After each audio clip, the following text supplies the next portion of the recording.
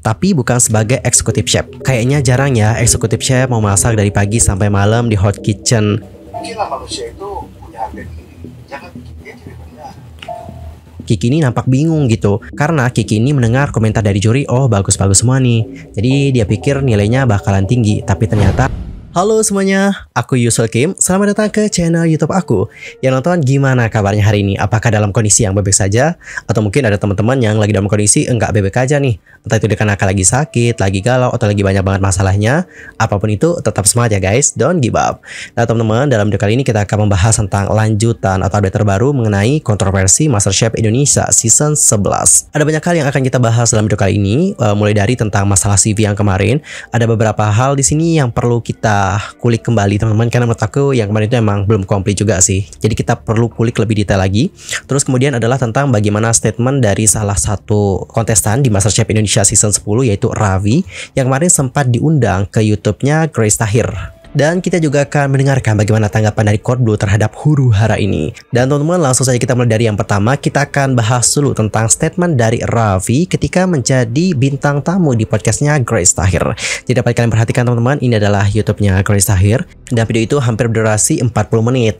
Dan aku juga sudah merangkum beberapa hal di sini. Dan yang aku rangkum di sini adalah hal yang menurut aku masih aman-aman aja untuk kita bahas. Oke, yang akan kita bahas di sini adalah tentang masalah settingan dan juga tentang masalah curhatannya Kiki. Untuk pertama kita akan mulai dulu bahas tentang settingan. Jadi kan netizen tuh ada yang bertanya, ini acara MasterChef Indonesia itu acaranya beneran gak sih? Ini acara kompetisi masak beneran gak sih? Ada settingannya gak sih? Atau gimana nih? Nah mengenai hal itu, Ravi sudah mengatakan bahwa acara itu benar-benar real kompetisi memasak. Dia mengatakan seperti ini, aku nggak bisa mengatakan bahwa acara ini settingan karena dirinya juga merupakan peserta di ajang tersebut. Jadi tentunya dia merasakan gitu bagaimana rasanya berkompetisi di acara itu. Dan hal ini juga sudah dibahas sih oleh kontestan-kontestan yang lain. Contoh kayak Kiki sama Belinda pas saat diundang di acara FYP Trans 7 itu kan juga membahas tentang isu settingan ya. Terus Will Goss juga sudah membahas tentang isu settingan. Dia mengatakan bahwa acara ini benar-benar real kompetisi memasak dan bukan settingan. Terus yang kedua adalah tentang curhatannya Kiki.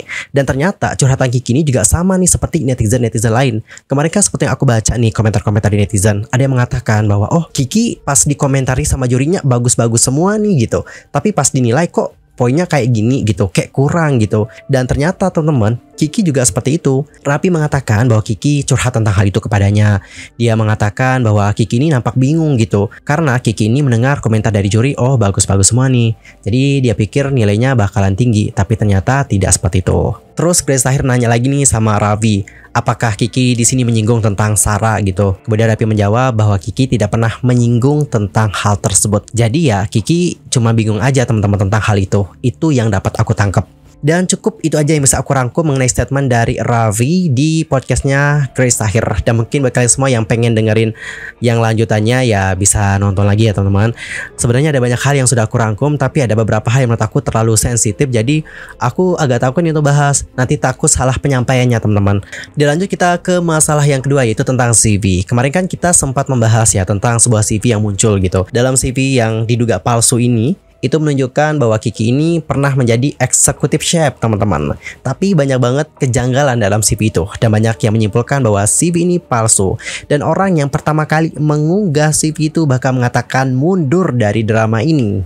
Dan katanya enggak ikut-ikutan. Waduh kok gitu sih, pas udah panas nih isunya kok tiba-tiba ninggalin aja, enggak bertanggung jawab banget. Harusnya memberikan klarifikasi lebih lanjut ya, kenapa dia itu bisa memposting CV seperti itu. Balik lagi mengenai CV dan juga jabatan sebagai executive chef. Di sini ada seorang netizen yang sudah mereply bagaimana tweetan dari Chef Arnold.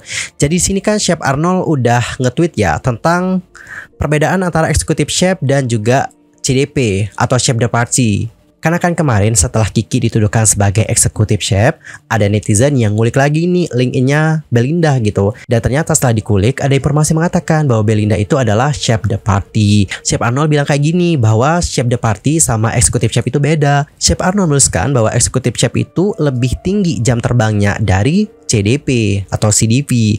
Itu cuma titel dan sesuai pengalaman dan job desk. Kemudian akun Moon Kaubdong itu sudah membalas tweetan dari Chef Arnold dengan menuliskan seperti ini. Hai Chef, aku lihat dari kemarin Chef Arnold nih blunder ya. To be honest, aku anak dari seorang executive chef dengan pengalaman kerja lebih dari 30 tahun. Dan ayahku kerjanya juga bukan sekedar di Indonesia.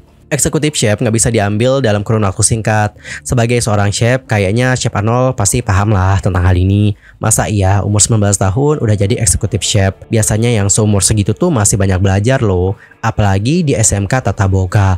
Pasti kalau kerja dia jadi cook helper. Chef sekolah masak, pernah kerja di resto dan hotel juga dong pasti. Untuk sampai di titik ini, chef juga pasti tahu dong sepak terjang perkokian di dalam negeri sendiri. Sebagai chef, pernah nggak chef ikut ICA? Atau pernah jadi koki di Kokita gitu? Terus jujur, aku penasaran nih, pengalaman chef sendiri kerja sebagai chef itu berapa lama sih? Dan di mana aja sih? Kok bisa-bisanya seorang chef ternama di Indonesia terkenal menggiring opini publik dan ngelepasin postingan yang akhirnya menjadi bola liar gitu? Baru aku lihat lagi nih isi CV-nya, ada yang aneh juga. Anak 2015, baru masuk SMK kelas 10. Masa udah part time aja di Aston WKWKWK. Jujur aku ngakak juga sih liatnya.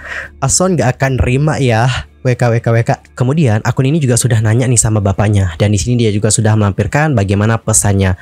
Oke, coba kita baca seperti apa pesan-pesannya. Tapi untuk foto ayahnya mungkin kita sensor ya teman-teman, karena kan itu termasuk informasi pribadi ya. Ya mau tanya, pengalaman jadi eksekutif chef tuh harusnya berapa tahun deh? Terus dilampirin nih CV yang kemarin. Sorry agak ngeblur, tapi kalau dilihat dari CV dia, pendidikan terakhir lulus SMK 2018. Terus dia pernah part time jadi steward and helper di Aston Medan. Terus lanjut part time nih jadi Commis One di JW Marriott tahun 2015-2016. Abis gitu part time lagi jadi CDP di Grand Cambridge tahun 2017. 2018 kan dia baru lulus, masa kerja langsung jadi junior sous chef? Emang bisa? Kan dia pengalamannya belum banyak kan? Terus abis jadi junior sous chef 1 tahun, tiba-tiba jadi executive chef gitu. Tapi riwayat kerjanya begitu emang bisa, bukannya harus bertahap ya. Terus dibalas nih sama ayahnya, serial kenaikan seirang cook or commis itu namakan waktu lebih kurang 2 tahun. Dari cook or commis 3 ke cook or commis 2 itu paling dikit pengalaman 2 tahun.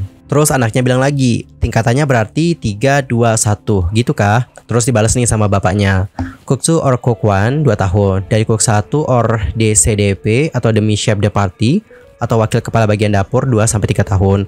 Kemudian ke CDP, chef de partie 2 tahun. Kemudian 2 tahun lagi ke junior sous chef, 2 tahun ke senior sous chef, baru ke head chef, 2 tahun kemudian ke executive chef. Jadi runtutannya seperti itu teman-teman.